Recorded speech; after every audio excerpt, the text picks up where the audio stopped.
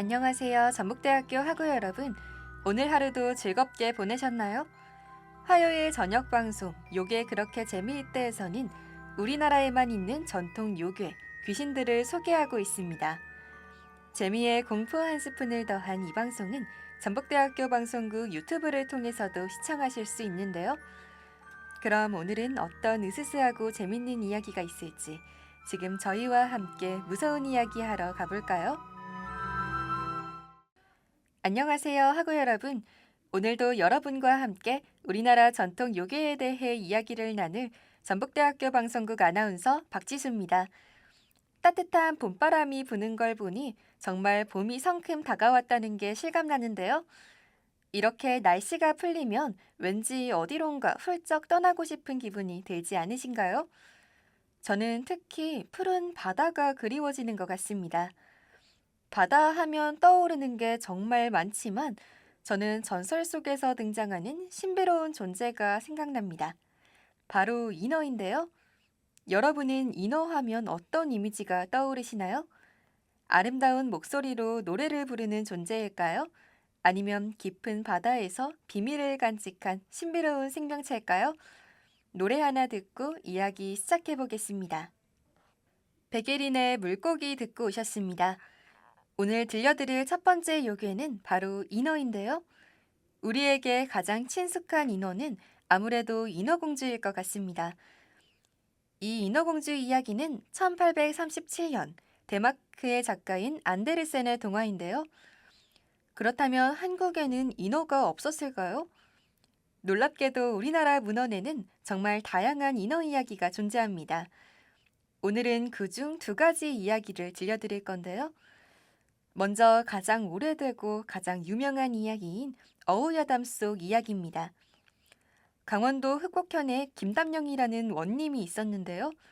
마침 오늘 같은 따뜻한 봄날, 김담령은 바닷가로 봄놀이를 나갔다가 한 어부의 집에서 묵게 됩니다. 어부는 자신이 인어 6마리를 잡았는데 그중 둘은 창으로 찔러 죽였고 넷은 아직 살아있다고 말하며 김담령에게 보여주었는데요. 그런데 이 인어들의 모습이 참 신비로웠다고 합니다. 크기는 4살 아이만 했고 콧대는 우뚝 솟아있고 눈동자는 황급빛에 몸에는 붉은색과 하얀색 등 여러 가지 색의 무늬가 있었는데요. 하지만 인어들은 아무 말도 하지 않고 하얀 눈물만 뚝뚝 흘리고 있었습니다. 이를 안타깝게 여긴 김담령이 어부에게 인어를 놓아주라고 하자 어부는 인어의 기름은 고래기름처럼 상하지 않고 오래간다며 아쉬워했는데요. 하지만 김담령의 뜻을 꺾을 순 없었고 결국 인어들을 다시 바다로 돌려보냈다고 합니다. 자유를 되찾은 인어들은 마치 거북이처럼 유유히 바닷속으로 헤엄쳐 갔다고 하는데요. 이 이야기를 들으면서 어디서 많이 들어본 것 같은데 하고 떠올리신 분들도 계실 것 같습니다. 바로 2016년에 방영된 드라마 푸른 바다의 전설에 활용된 이야기이기 때문인데요. 극 중에서는 김담령이 놓아준 인어가 주인공 인어로 등장합니다. 이렇게 옛 문헌 속 이야기가 현대적인 해석을 통해 새로운 작품으로 재탄생하는 것도 흥미로운데요. 첫 번째 인어 이야기, 여러분들은 재밌게 들으셨나요? 아직 더 흥미진진한 이야기가 남아있으니 기대해 주시길 바랍니다. 그럼 노래 한 곡 듣고 다음 인어 이야기로 넘어가 볼까요? 악뮤의 물 만난 물고기 듣고 오셨습니다. 다음 인어 이야기의 배경은 제주도입니다. 제주도의 귀덕 앞바다에는 전설의 인어가 살고 있었는데요. 사람들은 인어가 밤에 바다 위에서 쉬고 있는 걸 우연히 보게 되면서 인어의 존재를 알게 되었습니다. 하지만 이 동네 사람들은 앞의 이야기처럼 인어로 돈을 벌려고 하지 않았는데요. 우리에게 피해를 준 것도 없으니 밤에 우연히 보게 되더라도 못 본 척 해주며 인어가 평화롭게 살 수 있도록 도와줬다고 합니다. 말만 들어도 마음이 따뜻해지는 동네인 것 같은데요. 그러던 어느 날, 인어에게 사고가 일어났습니다. 바닷속을 돌아다니던 인어가 큰 물고기에게 공격을 당한 것인데요. 가까스로 근처의 바위에 올라가 피했지만 상처가 너무 심각했고 목숨이 위태로웠습니다. 상처를 치료할 방법은 마을의 용천에서 몸을 씻는 것밖에는 없었죠. 이 대낮에 용천수에 간다면 마을 사람들에게 정체를 다 들키게 됩니다. 하지만 별다른 방법이 없었던 인어는 헐레벌떡 용천수로 가 몸을 씻었는데요.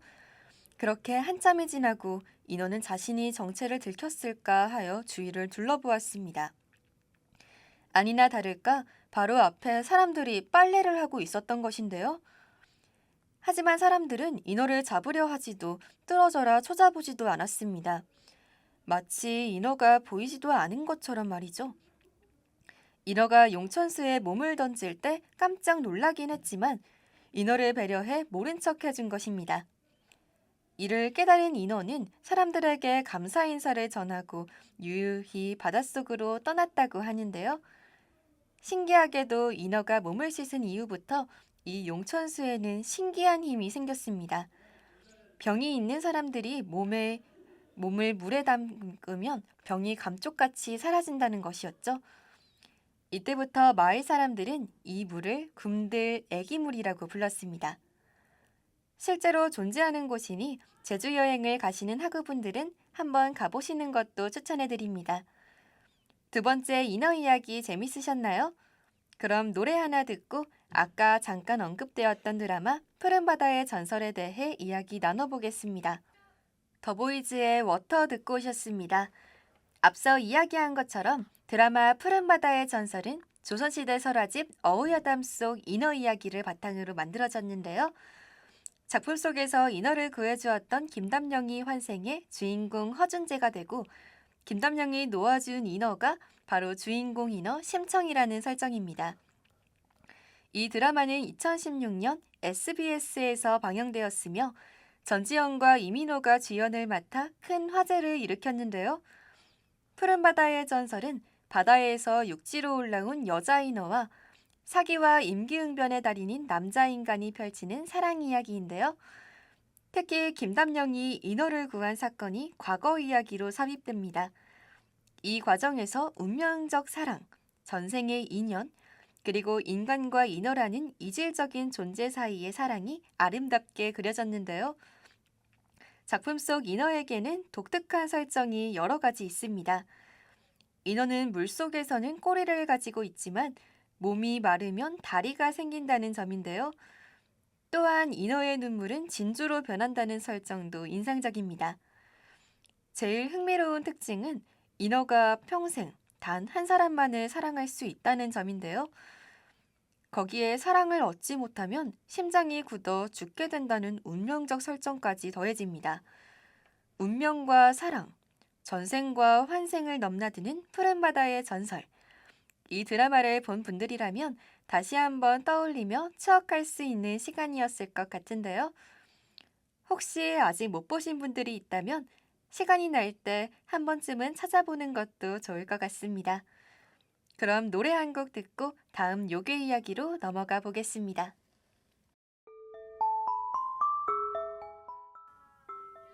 지금은 6시 34분. 여러분은 요괴 그렇게 재미있대와 함께하고 계십니다. 재미에 공포 한 스푼을 더한 우리나라의 전통 요괴 이야기 하러 가볼까요? 두 번째 요괴는 모두에게 정말 필요한 존재입니다. 약속 시간에 늦어 정신없이 외출하고 집에 돌아오면 이걸 내가 했다고 할 정도로 엉망이 된 방을 볼 수 있는데요. 모두 비슷한 경험이 있을 것 같습니다. 그럴 때 생각나는 동화 속 인물이 있는데요.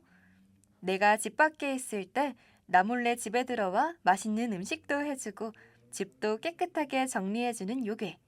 다들 누군지 눈치채셨나요? 네, 바로 우렁각시입니다. 과연 우렁각시의 정체는 무엇일까요? 노래 하나 듣고 오늘의 두 번째 이야기 시작하겠습니다. 오늘의 두 번째 요괴는 바로 우렁각시입니다. 우렁각시는 한국의 설화에 등장하는 요괴인데요. 조선시대 혼인을 하지 못하고 홀로 외롭게 사는 한 농부가 있었습니다. 어느 날 농부는 밭에서 열심히 일을 하다가 문득 허탈한 마음이 들어 농사를 지어봤자 누구랑 먹고 사나 라며 혼잣말을 했는데요.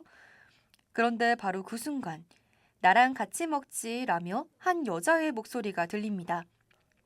농부는 깜짝 놀라 주위를 둘러봤지만 주변에는 아무도 없었고 그저 손바닥만한 우렁이 한 마리가 덩그러니 놓여 있었는데요. 농부는 신기한 마음에 그 우렁이를 주워 집으로 돌아와 항아리에 넣어두었습니다.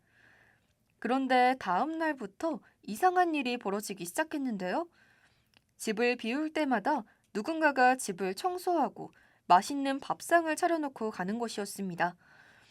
농부는 누가 이런 일을 한 건지 확인하기 위해 일하러 가는 척하며 숨어서 집을 지켜보기로 합니다.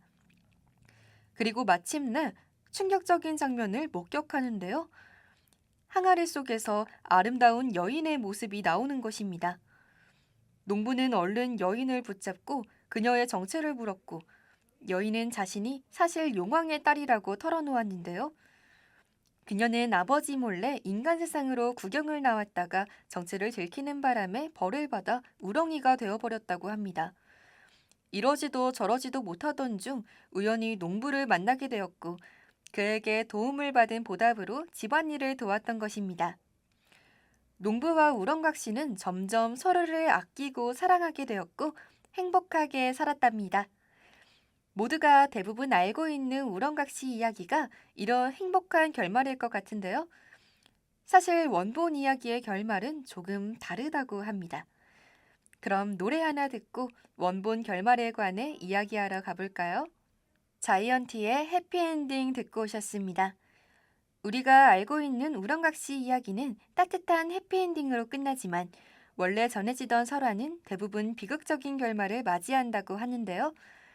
농부와 우렁각 씨는 분명 행복한 결혼 생활을 했지만 그 끝이 평탄하지 않았습니다. 어느 날 우렁각 씨는 들에서 일을 하다가 뜻밖의 사건에 휘말리게 되는데요. 마을 원님이 그녀를 강제로 데려가 자신의 처로 삼아버린 겁니다. 농부는 필사적으로 아내를 찾았고 심지어 곤장을 맞으면서도 원님에게 아내를 돌려달라고 애원했지만 결국 비극적인 최후를 맞이하고 마는데요. 그는 죽어 파랑새가 되었고 우렁각 씨 역시 결국 생을 마감한 뒤 참빗이 되었다는 이야기가 전해집니다. 또 다른 버전에서는 두 사람 모두 파랑새로 환생해 서로를 찾아 헤매게 되었다고도 하죠. 그런데 이 이야기는 이미 복선이 깔려 있었습니다. 사실 우렁각 씨는 농부에게 자신의 정체를 들킨 순간 아직은 때가 이르니 혼인을 하게 되면 후환이 있을 것입니다. 라고 경고했는데요. 하지만 농부는 이 말을 무시하고 결국 결혼을 강행했습니다. 그 선택이 결국 비극을 불러온 것이었죠. 또 다른 버전의 이야기에서는 원님이 등장하지 않고 우렁각 씨가 때가 이른 상태로 혼인을 하면서 완전한 인간이 되지 못했기 때문에 불행해지는 결말을 맞이하기도 합니다. 이처럼 우렁각 씨는 순간의 선택에 따른 다양한 결말을 가지고 전해지고 있는데요. 혹시 여러분은 또 다른 흥미로운 우렁각 씨 설화를 알고 계신가요? 궁금하신 분들은 직접 찾아보는 것도 재밌을 것 같습니다. 그럼 데이식스 이븐 오븐데이의 비극의 결말에서 듣고 마지막 인사 나누겠습니다.